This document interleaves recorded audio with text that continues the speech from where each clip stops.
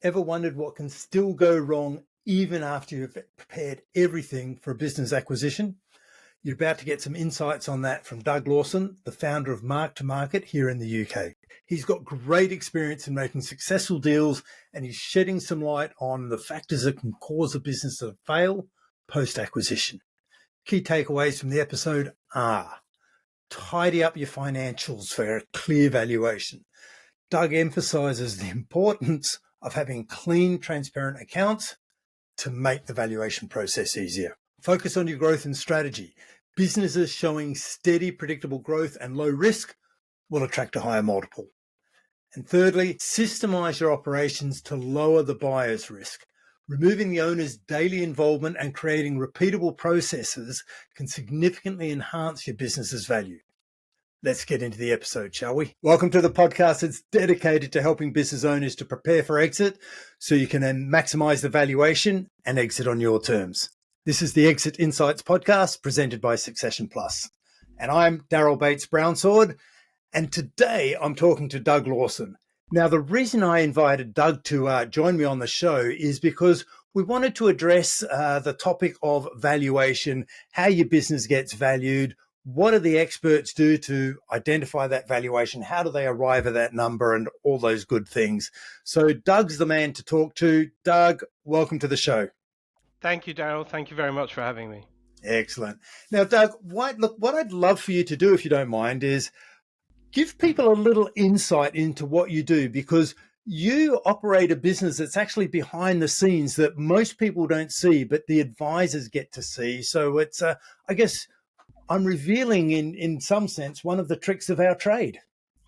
Yes, so we are, MarktoMarket is a data platform that helps the advisors value businesses. So we don't value businesses, we provide the data that helps our customers do that valuation.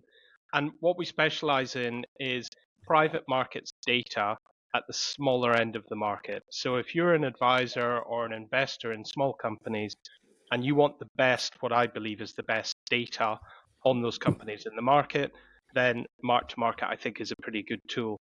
And you can use it for a multitude of use cases, analyzing markets, identifying acquisition opportunities, finding buyers for your clients. But one of the absolutely key use cases that our customers use the platform for is valuing private companies.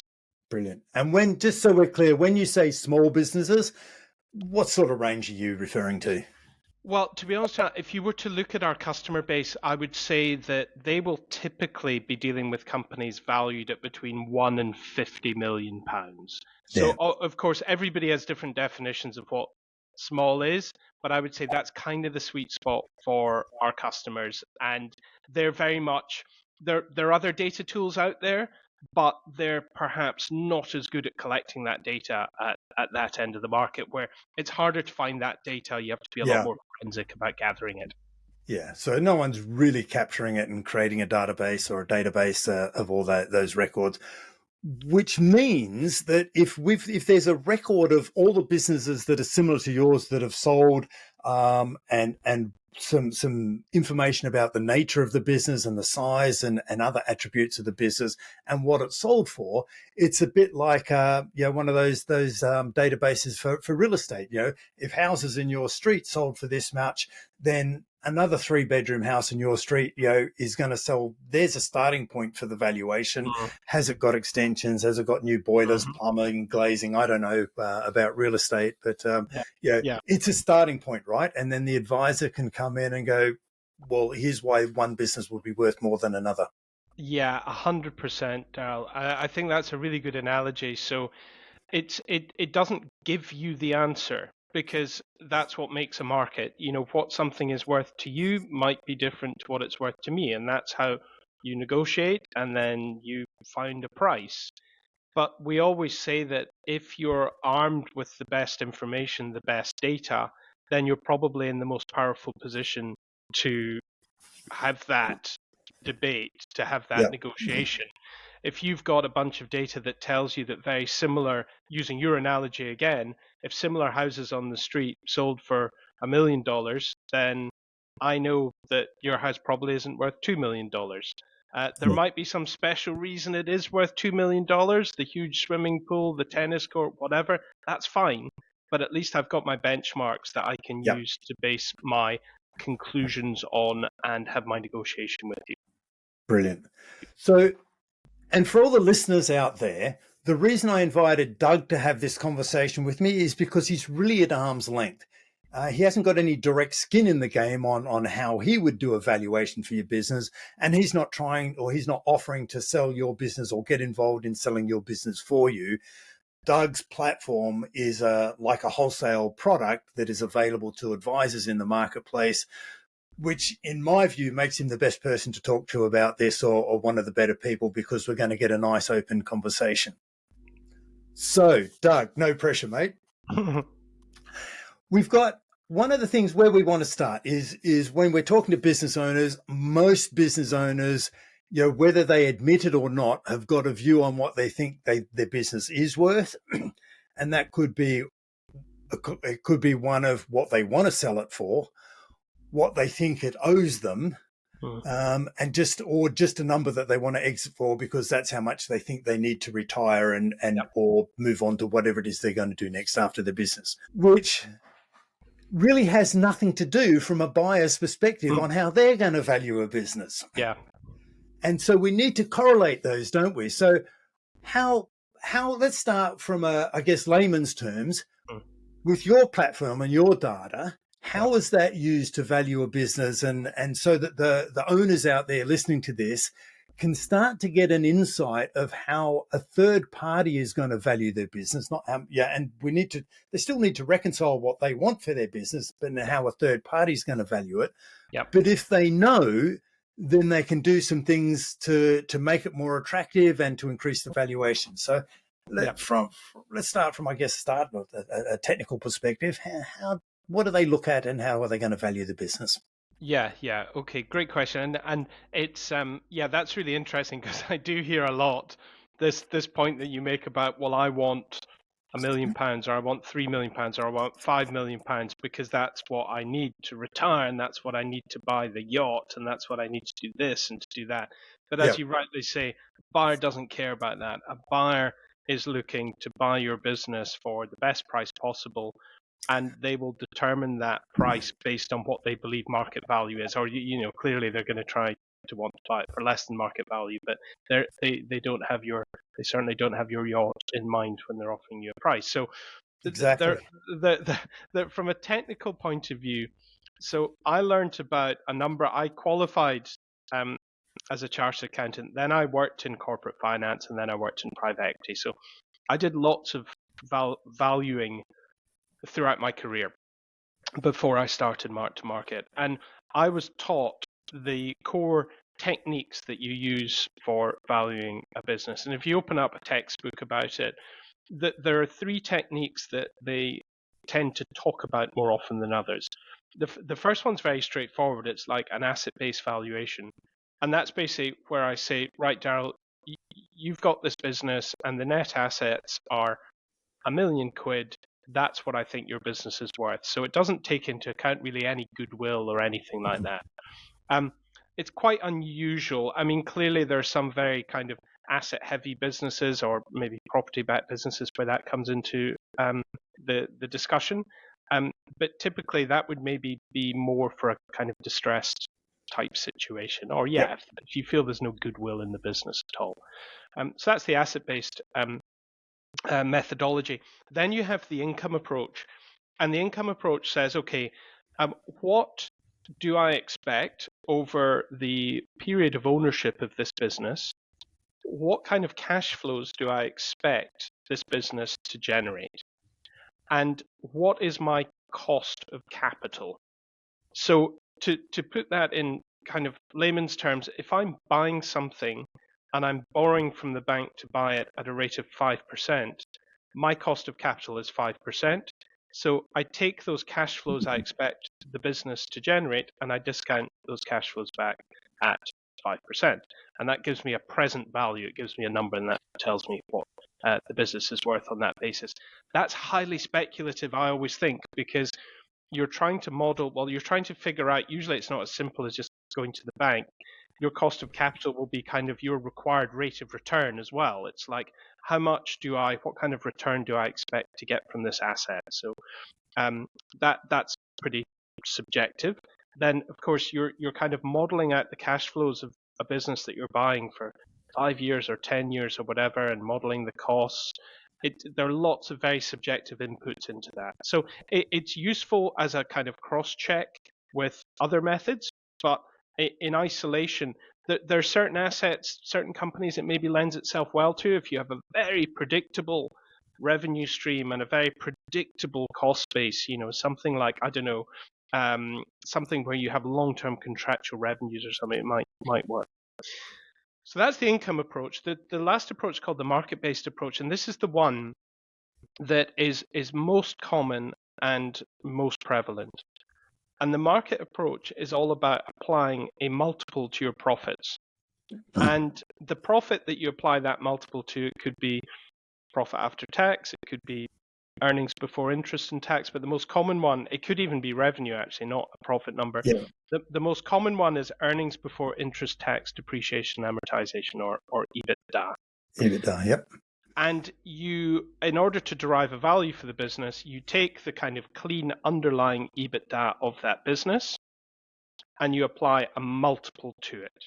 And so it's also, I think it has the benefit of being extremely straightforward, in the sense that if you show me a business, Darryl, we can figure out what the underlying EBITDA is, what your underlying profitability is. That shouldn't be too difficult. The harder part is figuring out what multiple do I attach to those profits. But fundamentally, it's kind of conceptually, it's pretty simple. You take the profit and you apply a multiple to it, and you get an enterprise, what's called an enterprise value for your business. And that's the number. So that's the methodology, if you like, Yep. that most business owners that you come across are familiar with, because they talk about the profit and a multiple, and they'll often go, well, the multiple for our industry is X. Yeah. But we know it's not as simple as that, is it? Because one of the first things that we need to go, well, let's have a look at the profit number, the profit number on the accounts that you're producing, as opposed to if I own the business or if someone else owned the business, what would that profit number look like? Yes, absolutely. So you are going to, if I'm the buyer and you're the seller, Darryl, you're going to try to convince me that the profits are as high as possible. I mean, that's what any seller will do. Naturally. Naturally. So what you will be saying to me is, well, yes, this is the profit that we reported last year. However, there was this exceptional item and there was this non-recurring item. And if you remove me from the business, you're not paying my salary, etc., etc. And you'll therefore be building that profit number up, because the higher that profit number is, the higher the value of the business is going to be when you apply that multiple to it. Yep. At the same time, I, as the buyer, will also be coming to my own conclusions about what the underlying profitability of the business could be under my ownership. And that is not something that I'm going to share with you. So I may have a plan to say, if your underlying costs are £2 million a year, I may have a plan to remove £1 million of those costs because there's duplication, etc. I'm bringing you into a bigger group and we don't need to duplicate all of these costs. So I may have that plan. I'm not going to share that, probably not going to share that with you. Because again, that if I say, oh, actually, your profits are much higher than you're telling me, because under my ownership, the profits would skyrocket because I'm going to be bringing the cost down. I'm not going to pay you for that. No. So I make it sound very simple in terms of finding that profitability number, and it is relatively straightforward, but it's still subject to conjecture, because your view on what the underlying profit of your business is going to be might be different to mine. Yeah, and this so what you've almost glossed over there is the importance for the seller to do their own diligence on the potential buyer, because the more that they can research their potential customer, because now they've got to start looking at, if they're selling their business is now the product. Yep. And if they're selling any of their other products, they'll do research on the customer so they can influence them and identify their needs and what Yep. they will value. And if they do the same on the person buying their business, they can go, well, look, you can, if you buy this business, you can cut out some of these costs, and Mm-hmm. you can now start to make it sound more attractive. And if you do your research, you're going to help identify, especially if you're finding someone who's potentially a strategic buyer. Mm-hmm. You bring this into your network, and it's going to give you all these benefits. And you're selling your business. You're trying to talk it up, and naturally, the buyer is trying to keep their cards close to their chest, as you suggest, and go, well, we want to pay as little as we can. No, when anyone buys anything, they want to pay the least amount Yep. possible. The least amount possible. They want the value, and Yep. they're not going to buy it if they don't find it valuable. But once they've identified that, they want to minimize what they pay. It's just human nature. Yeah, great point. Put yourself in the buyer's shoes and say, Yeah. right, if I were buying my business, what would I be doing to it? And by putting yourself in those shoes, you Yep. probably learn a lot, which helps you with your negotiation. So you've just identified the first thing that sellers can do to increase their valuation is that they can tidy up their accounts. The cleaner your accounts are, the easier it is to analyze and interpret your accounts and get a realistic picture of what your realistic profitability is, and what they can analyze your accounts and see what the profitability would be to them. Yep. So that's one way you can increase your valuation, and you can probably do that fairly quickly and easily, and clean up your P&L accounts on what goes through the business and what doesn't go through the business. And there's always going to be those one-offs that you alluded to that are just there and you can't avoid them. So what if we start talking about the multiple? I touched on it, and a lot of business owners think that there's an industry multiple for their business, but that's not quite the case either, is it? No, it's not. So you do what this is kind of what we're all about at MarktoMarket, and this is such an interesting topic for a valuation geek like me. It's like, yeah, okay, you've got that underlying profitability, you've got that number. What multiple do I attach to it? And what you're looking for in order to determine what that multiple is, you're looking for the best proxies that are out there for the business that you're selling. So if I've got a precision engineering company that serves the oil and gas industry in the UK and the Gulf of Mexico, and I'm doing 5 million of revenue and 500,000 of profit of EBITDA. What I really want to know is, okay, are there other precision engineering companies serving the oil and gas industry of a similar size that sold recently? And what multiples did they sell for? And that's kind of the first stage, because that gives you a pretty good idea, especially if some of those businesses were sold to the buyer that you're negotiating with. Because you can then see, for similar companies, it looks like they're paying 5 times profit, 6 times profit. I'm using profit and EBITDA interchangeably, Darryl, Sure. but you get where I'm coming from. And it just makes it easier for the listener to just get, look, it's the profit number that they use, and they'll use that number consistently throughout the whole process. Exactly. So you then say, okay, I've got a bunch of other precision engineering companies serving the oil and gas industry, and they sold for, I've got a bunch of deals, I've got 10 deals that look similar, and the multiple range was between 5 times and 10 times. It's like, well, is that really helpful? So I've got a median multiple maybe of 7 or 8, but why have some sold for 5 times and why have some sold for 10 times? And you're never going to know exactly why, but you can start to drill down a wee bit and try to understand that. So one of the reasons could be size. So there tends to be a correlation between business size and the multiple that's paid. So the bigger the business, the bigger the multiple that you'll get. So a great way of increasing the multiple on your business is to make it bigger. Easier said than done.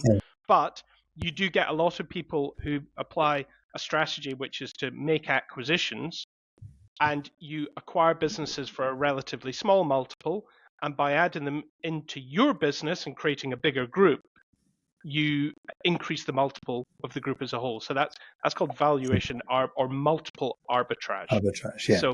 So size makes a And difference. the simple reason for that is the bigger the business, the less risk to the revenue, right? Or the ongoing Exactly. profitability. A bigger business is just more stable.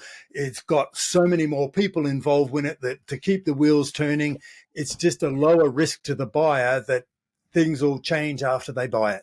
Exactly.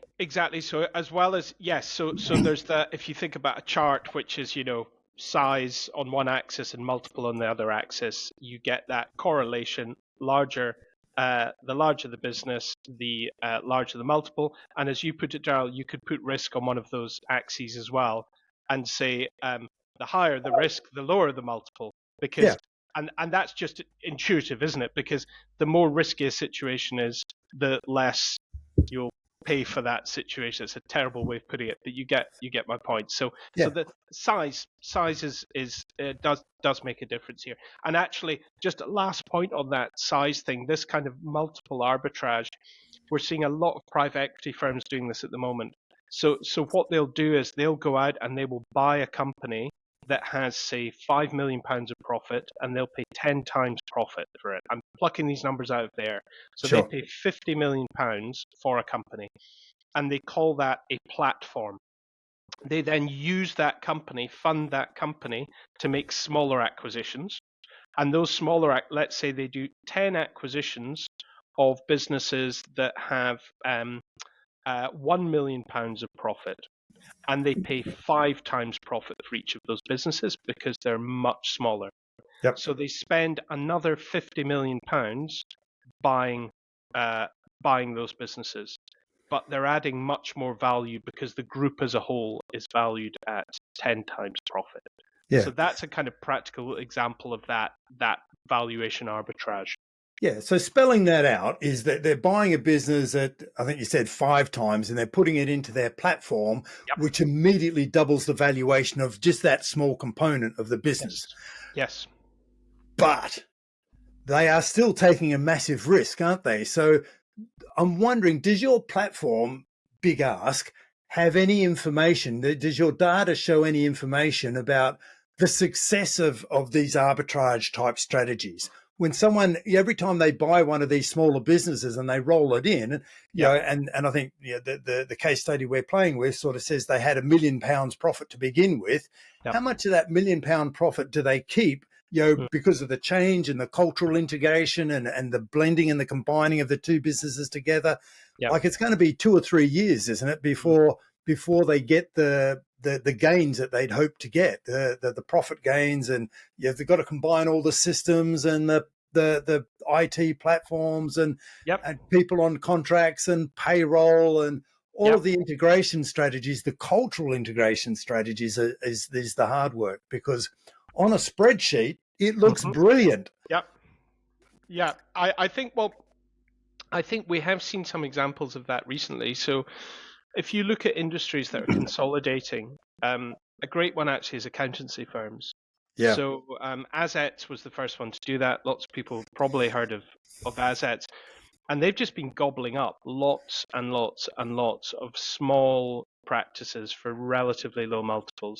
And they recently did a deal, and we think it was at about where they sold half of or the private equity backer sold half of the business to another private equity backer, and that was for, we think, 15 to 16 times profit. That deal was done. Now they have been buying small practices for kind of low single digit multiples. So that's a great example there. And I always think that that kind of buy and build strategy, I think there's a bit of a kind of triple whammy there. So you get you get the cost synergies. So you increase the profitability of the business, number one, after you've bought it, because you could probably take some cost out somewhere. Yep. Number two, there's the opportunity for accelerated top line growth through cross selling. So let's say you're being bought by a group and you do something slightly different for the same customer base as that group. They can plug you into their distribution. So that's number two, revenue growth. And number three is this multiple arbitrage as well. So you might not get all three of them, Darryl, with every single deal that you do, but you have the opportunity to kind of win, I think, in three different ways when you're buying these smaller assets and plugging them into your group. Yeah. So there's the strategy for the arbitrage. So let's go back to where we were playing with the other factors that influence Yes. the multiple. So if they're just a small business, they're in that maybe £1 million profit or Yep. or £3 to £4 million turnover type of business, revenue business. What are the other things that influence the multiple there? Like we've identified that multiple is a representation of risk to the buyer Yep. of the ongoing revenue or profit pattern. Mm-hmm. What are some of the things that risk that or can improve that, so that when they're saying between that 5 and 10 that you Yep. alluded to as a range? Yes. So the other area where you see a correlation between with higher multiples is growth. So if the business is growing quickly, you would expect a business growing at 20% per annum to attract a higher multiple than a business growing at 5% per annum. All other things being equal. The reason for that is that people talk about there's an expression like you grow into your multiple. So if let's say you buy something for 10 times profit, but that business is growing at 20% a year, if you model out the multiple over a number of years, that multiple is actually coming down quite rapidly. So if you look at it on a 3-year view, if you're paying 10 times for a business with £1 million of profit, but that profit's growing at 20% per annum, and you can see really good visibility over that, probably on a compound basis, you're at 1.8 or 2 million. I don't have my calculator handy of profit in 3 or 4 years' time. So if you look out in 3 or 4 years' time, you're like, I paid £10 million for this business, and it's now doing 2 million of profit. So actually, on that 3 or 4 year view, the multiples, the multiple is 5 times. Whereas if you buy a business, you might buy a business for a very similar business that for whatever reason isn't growing at all, and you pay 7 times profit for it. If that profit number isn't growing, it's always 7 times. It's always 7 times. So there's a really interesting correlation there when you start again drilling down. Why did that business sell for 10 times? Why did that one sell for 5 times? Well, the one that sold for 10 times was growing very quickly. The one that sold for 5 times had gone X growth, was maybe even in decline. So growth is definitely another element to look for in terms of influencing your multiple. So if you've got a pattern of growing your business at 10, 20, a regular growth per year, and you can show to the buyer that your growth rate is predictable and likely to continue under new ownership, that's going to help you get a higher multiple. Yes, absolutely. And I think that other word you use there, Darryl, that predictability, I think is also really key here. So if you can not only say to the buyer, look, I've grown at 20% plus for the past 5 years, that's a really good indicator that you're going to continue to grow at that rate. You've delivered, you've got a track record of good growth. If you can underpin that with, and this is difficult, except in maybe some certain industries like software is probably a good example. If you can underpin that with contractual income, so you could say to the buyer, look, not only am I telling you I'm growing at 20%, you can see here on day one of the financial year, I've actually got most of that growth already baked in through contractual revenues. Clearly that is going to influence, because again, it comes back to your comment about risk. It's like, okay, we are de-risking this massively because we can see this predictability of revenues. We can be pretty sure that what the vendor is telling us they're going to deliver in year one, they are going to deliver in year one because it's contractual. Yeah. And I guess also you want to be able to demonstrate that not only is my revenue secure, and if it's contracted, even better, I've been growing at 20% or pick a number for the last 3 years consistently. So that's predictable. But I can also predict and I can demonstrate that a lot of the work that generated that work, a lot of the strategy, the management team behind it, I, as the business owner, wasn't heavily involved in that. They Mm. were doing that without my day-to-day involvement. In Yeah, other words, you as a business owner are not in a key role in the business. If yeah. you eliminate owner dependence in your business, Mm. that's got to help the multiple, right? Yeah, definitely, definitely. Become as dispensable to your business as you possibly can be, so that the buyer can just pick up where you left off. Um, they're not reliant on you. They're not. They can. That means that they can. That there is a. That's the clearest way to differentiate, I guess, from a classic lifestyle business that is totally dependent on the founder, on the owner of the business, and something which is enduring and sustainable. If that Yeah. owner steps back, what happens to the business? And from a buyer's point of view, the answer to that should be nothing happens to the business. We continue going the way that Yep. we're going. And as I think Darryl, I may be straying into different territory here, but the more uncertainty there is over that, typically the more of the consideration will be pushed into deferred and contingent. Yeah. So we're Well, paying you this on day one, but you need to show us that this is an enduring business that can you can put in place the mechanisms for it to survive and prosper without you, but we're not paying you for that on day one. you raise a really important point there. The structure of deals. One of the things that I see destroying exits, successful exits, is when owners to get the number they want and to get the deal, they have to agree some sort of earnout, which suggests that the predictability and the reliability of that revenue, ongoing revenue or profit, is not so secure without the owner's involvement. Mm. So the owner needs to be involved in the business for the next 2 or 3 years to ensure that that revenue comes through so Mm-hmm. that they can get the valuation they want. What do you see, Doug, in terms of the nature of the way some of these deals are put together in terms of payments or requirements or contingencies around deals? What are some of the things you've seen? Yeah, I guess that we definitely see with smaller deals, with people type businesses, we will see a greater proportion of the consideration weighted towards deferred or earnout or whatever you want to call it. So I think if you take examples like professional services companies of whatever description, and media business, media agencies, things like that. Businesses that are very people dependent will always, sorry, not always, will usually be structured with a reasonably large element of deferred consideration, um, because the buyer just usually is just not really going to know a couple of things. First of all, the extent to which the customers will be sticky after post deal, Yep. and secondly, actually the motivations of the sellers.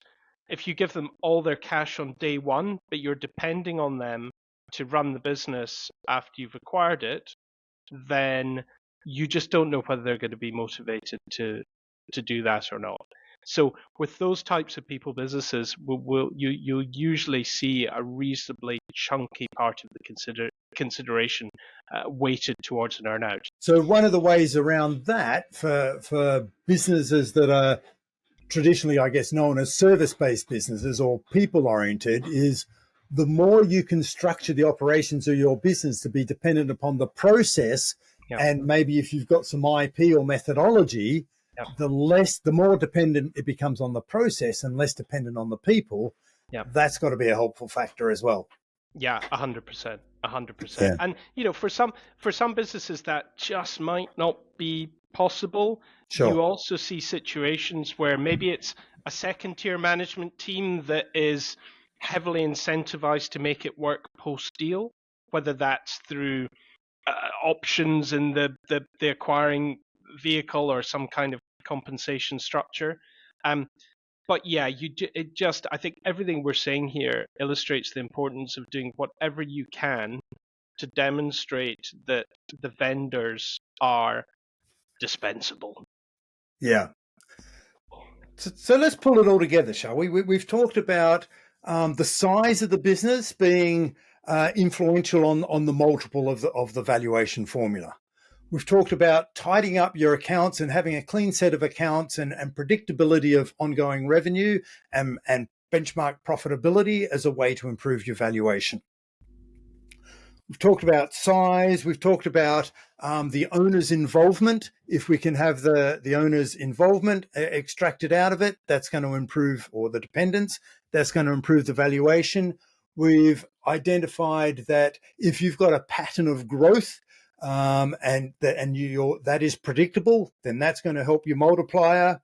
And then there's always the industry that you're in and dependence on people. So if you've got some IP or process-driven methodologies rather than people-dependent methodologies, that's going to help your valuation.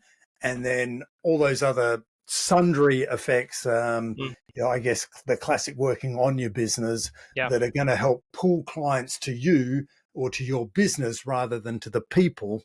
They're going to help as well. So if you've got a big brand, so that the brand is known in the marketplace rather than the person is known in the marketplace.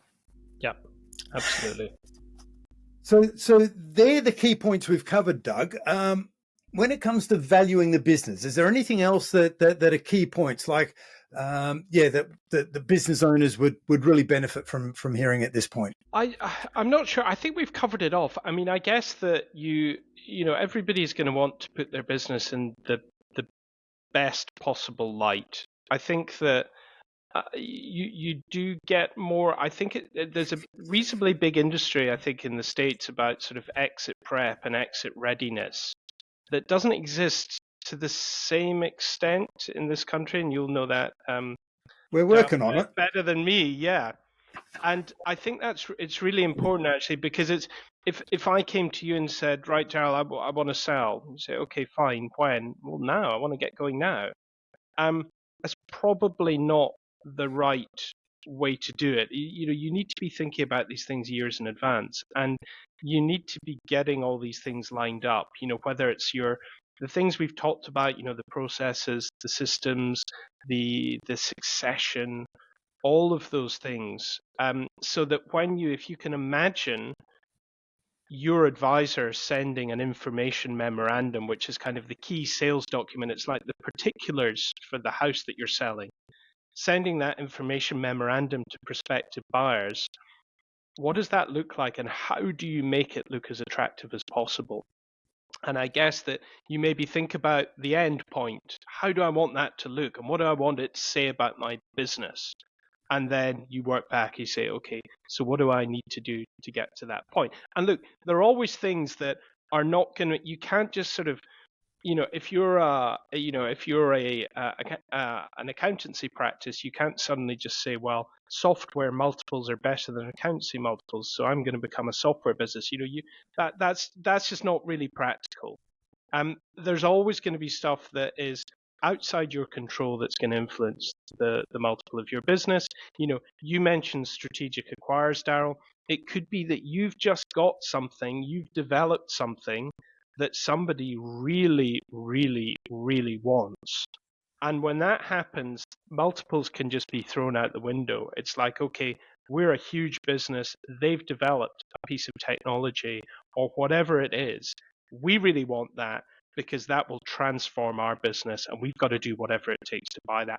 Those situations are always going to happen. It'd be lovely as a seller if they happened all the time. They don't. They're very unusual.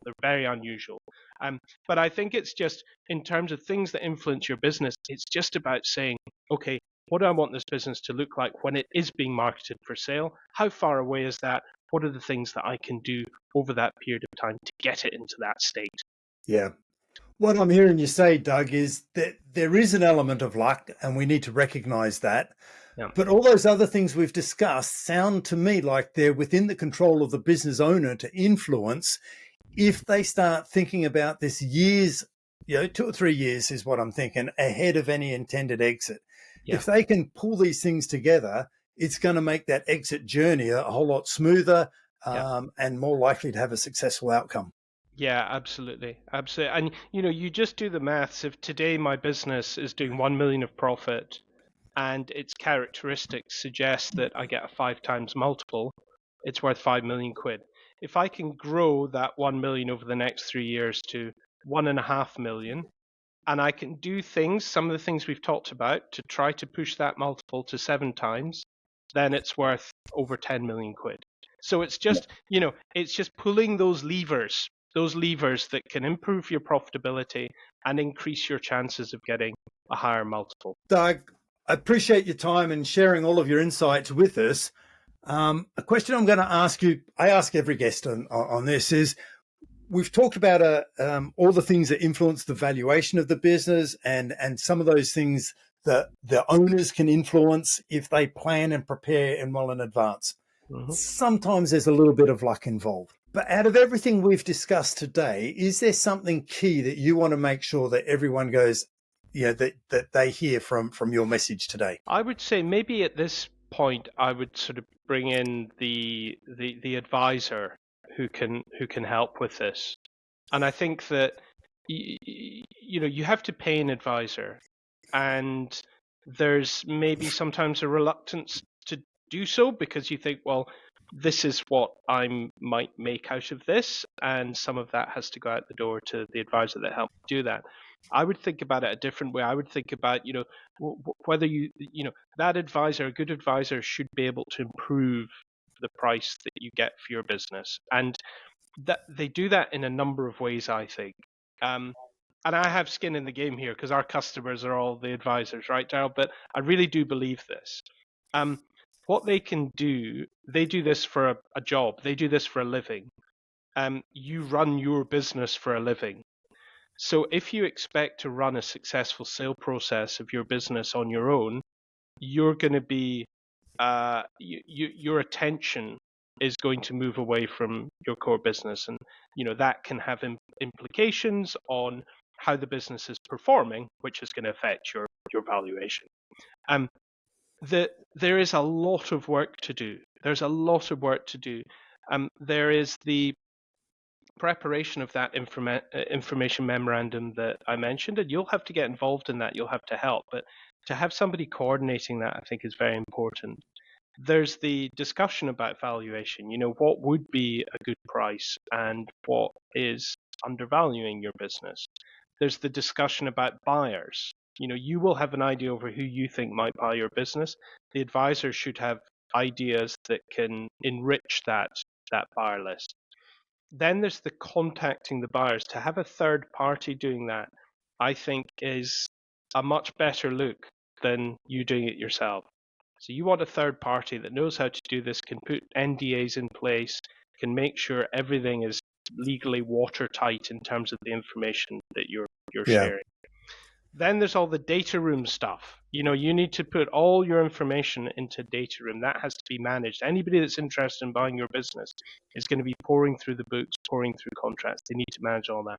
Then there's managing all the legal stuff. There's managing, it's a big process. It's a long process. And I think advisors earn their money in those processes by taking the hassle away from you. It sounds like the topic for a separate episode. There's so much in that to me. Yeah. So, look, maybe we can explore that if you've got time on another day. But Doug, look, I really appreciate you sharing all of your knowledge on what goes into creating and improving the valuation of a business, what you can do to boost it, and then just touching on, alluding to, there's a whole lot of other things you need to consider. You may have got the valuation up there.